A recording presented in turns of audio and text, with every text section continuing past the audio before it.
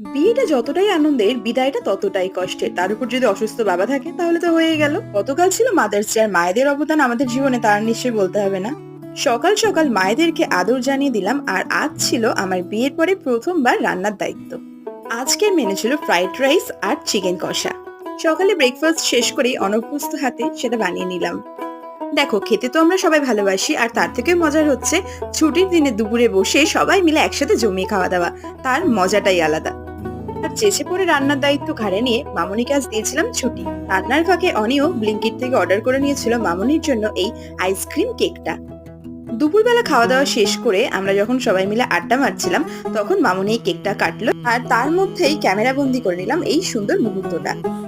আর এইভাবেই কেটে গেল আমাদের আজকের এই মাদার্স ডেটা। বন্ধুরা, তোমরা কিভাবে মাদার্স ডে সেলিব্রেট করলে অবশ্যই জানিও। ফেসবুকে দেখলে একটা ফলো করে দিও, আর ইউটিউবে দেখলে অবশ্যই একটা সাবস্ক্রাইব করে দিয়ে সঙ্গে থেকো। Thank you for watching.